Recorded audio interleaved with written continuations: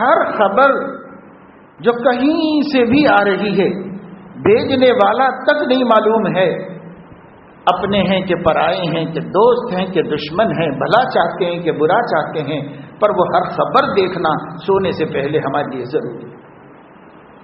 دن بھر ایک کسٹمر آیا، سودا لیا، چلا گیا، آپ نے فون اٹھا لیا اور اپنے کام میں لگ گئے۔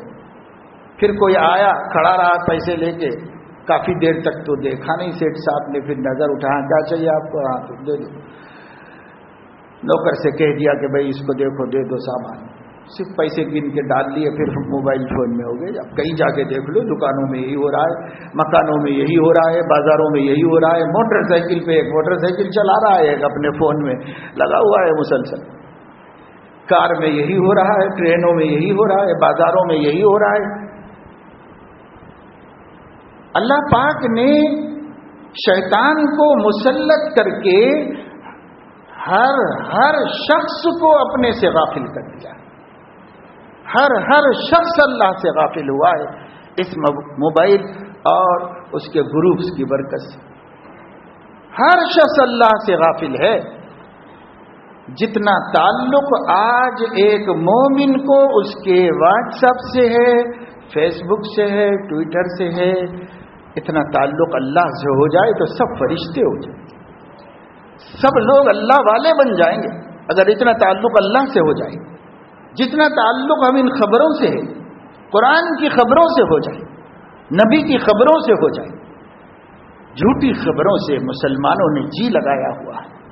سچی خبریں جلدانوں میں لپیٹ کے شیلفوں میں جما دی گئی، الماریوں میں چھپا دی گئی۔ سچی خبریں اب تو بازاروں سے بھی اٹھ گئی، کتب خانے بند ہو رہے ہیں، پریس ختم ہو رہے ہیں۔ لوگ کہہ رہے صاحب بکس کون پڑھتا ہے، کتابیں کوئی خرید ہی نہیں رہا، لہذا کیا کرو، لوگ سب جو ہے وہ لوگ سب اپنے موبائل میں پڑھ لیتے ہیں، اپنے موبائل میں دیکھ لیتے ہیں بس۔ تو پریس بند ہو رہے ہیں، پریس کے کاروبار ختم ہو رہے ہیں، لوگ دوسرا دھندا دیکھ لے رہے ہیں اپنے پیٹ کے واسطے۔ لگا دیا گیا ہے۔ وَمَن يَعْشُ عَن ذِكْرِ الرَّحْمَٰنِ نُقَيِّضْ لَهُ شَيْطَانًا فَهُوَ لَهُ قَرِينٌ۔ اللہ اکبر۔ پتہ نہیں صحابہ نے اس وقت میں اس کا کیا مفہوم سمجھا تھا، بہرحال سب سے اچھا انہوں نے سمجھا تھا اور وہ سب سے اچھا ایمان بنا کے گئے۔ بعد والوں نے پھر کیا سمجھا تھا، تیسری، چوتھی، پانچویں، آٹھویں صدی میں لوگوں نے کیا سمجھا تھا، اس آیت کو بیان کرنے والے، اس آیت کی تفسیر کرنے والے مفسرین نے اپنے اپنے دور میں، حافظ ابن کثیر نے، علامہ آلوسی نے، امام قرطبی نے، امام ابو جعفر طبری نے اور فخر الدین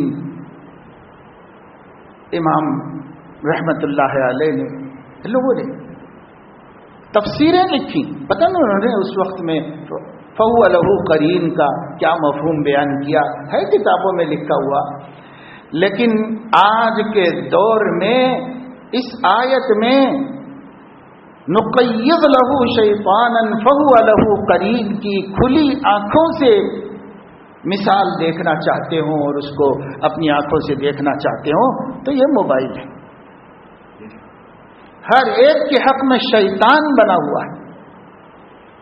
فَهُوَ لَهُ قَرِينٌ، فَهُوَ لَهُ قَرِينٌ کا مطلب یہ وہ ہر ہمیشہ اس کے ساتھ ہی رہتا ہے، ہمیشہ ساتھ رہتا ہے، الگ ہوتا ہی نہیں اس سے۔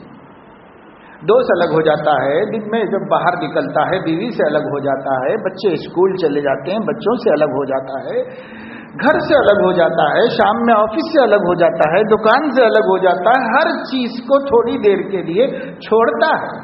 ابھی کپڑے پہنا ہوا ہے، اس سے الگ ہو جاتا ہے، کل دوسرے پہن لیتا ہے، ہر چیز سے الگ ہوتا ہے، لیکن یہ شیطان تو الگ ہوتا نہیں، یہ برابر جیب میں پڑا رہتا ہے، برابر سامنے رکھا ہوا رہتا ہے، اس سے کبھی الگ نہیں ہوتا۔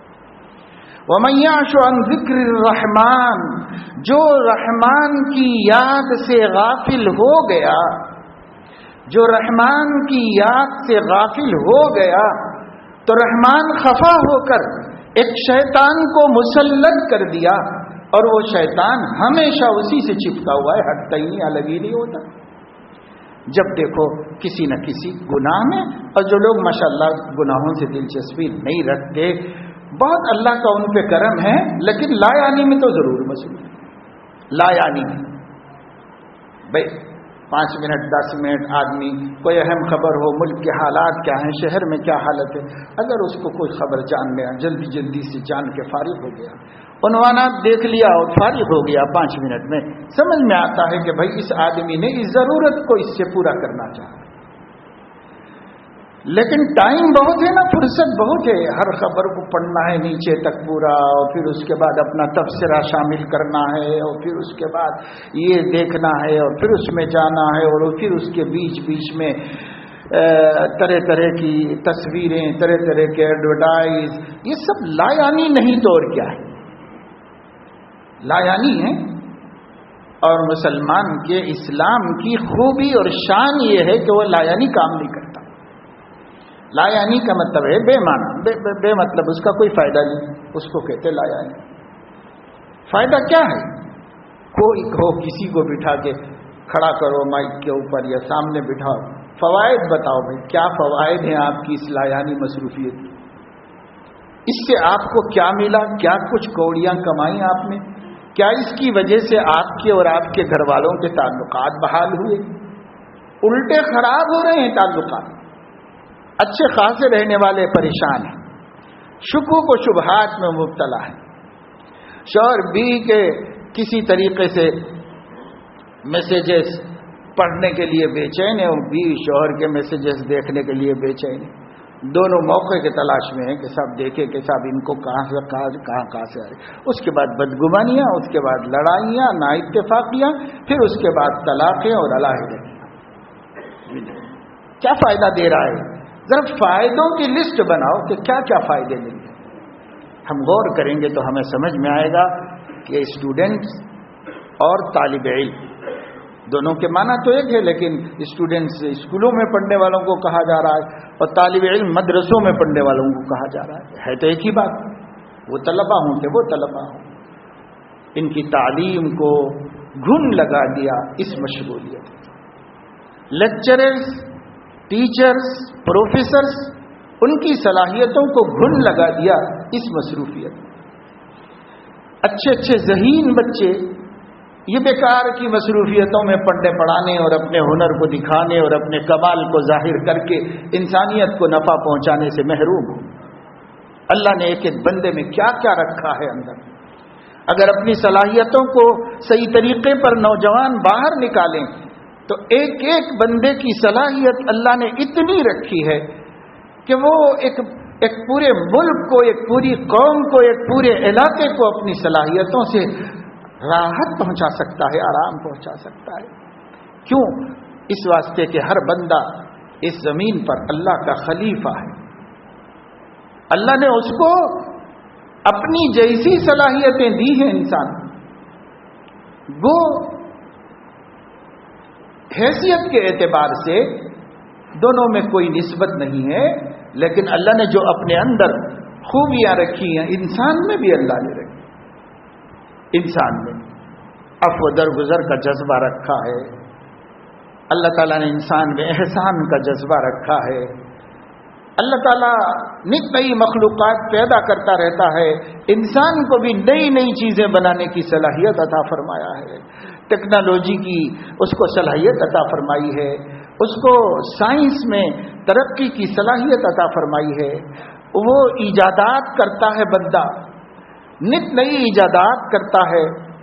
چونکہ انسان کو اللہ نے زمین پر اپنا خلیفہ بنایا ہے اور انسان کے ذریعے اس کائنات کی ترقی کا اللہ نے ارادہ فرمایا ہے، تو اللہ نے اپنی بہت سی صلاحیتیں ایک مقدار میں اپنے بندوں کو بھی دی۔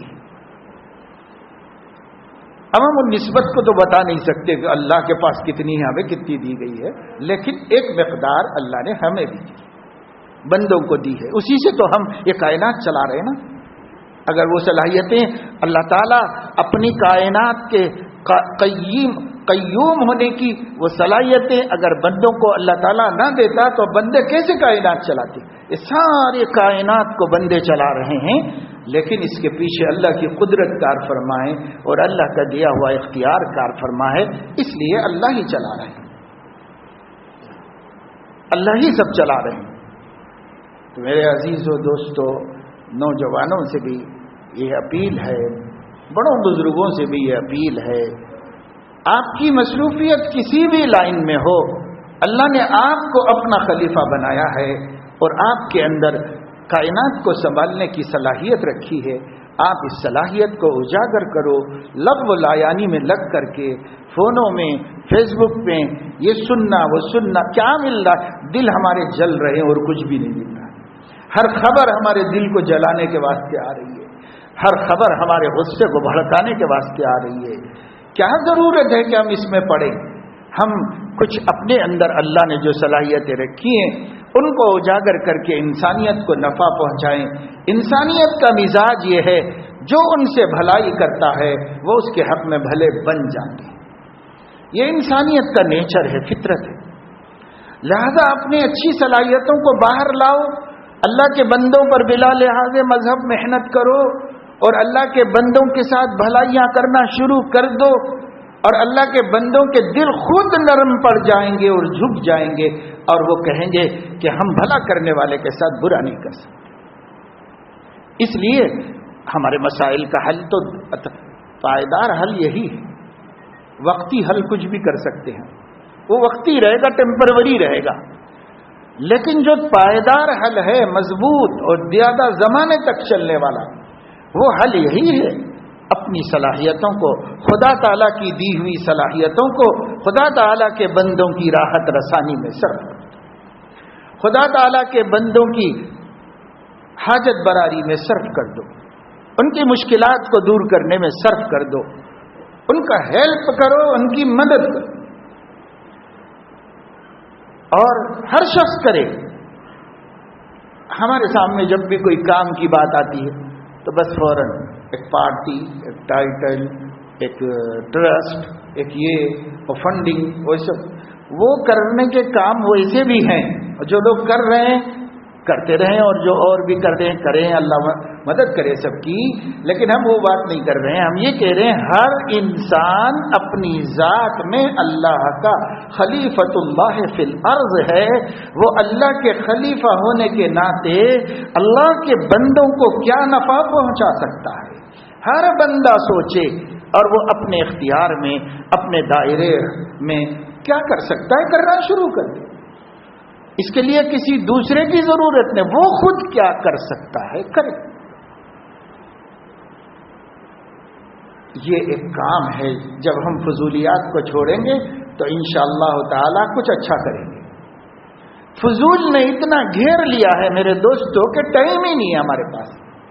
حالانکہ فضول کو الگ کرو تو کم از کم 6 گھنٹے 8 گھنٹے خلق خدا کی آپ خدمت کو نکال سکتے ہو، اتنی ضرورت بھی نہیں ہے۔ روزانہ 2 گھنٹے نکالو، 2 گھنٹے موبائل میں نہیں لگ رہے، 2 گھنٹے ہمارے واٹس ایپ پر ٹویٹر پر نہیں لگ رہے، 2 گھنٹے 24 گھنٹے میں بہت آرام سے لگ رہے ہیں۔ یہ 2 گھنٹوں میں سے ضروری معلومات حاصل کرنے کو آدھا گھنٹہ رکھ دو، 1.5 گھنٹہ اللہ کے بندوں پر اپنی بستی میں محنت، 1.5 گھنٹہ اتنا ہی بچاؤ بس، باقی کھانے کا کھاؤ، آرام کا آرام، کاروبار کا کاروبار، جو بھی ہے کرو، لیکن یہ موبائل کا ٹائم بچاؤ، یہ موبائل میں جو ٹائم جا رہا ہے یہ بچاؤ۔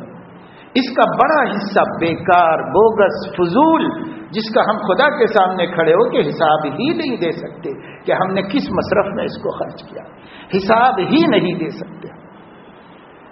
جس کا ہم حساب نہیں دے سکتے وہ مصیبت سر پہ بڑھا لینے کا کیا فائدہ ہے؟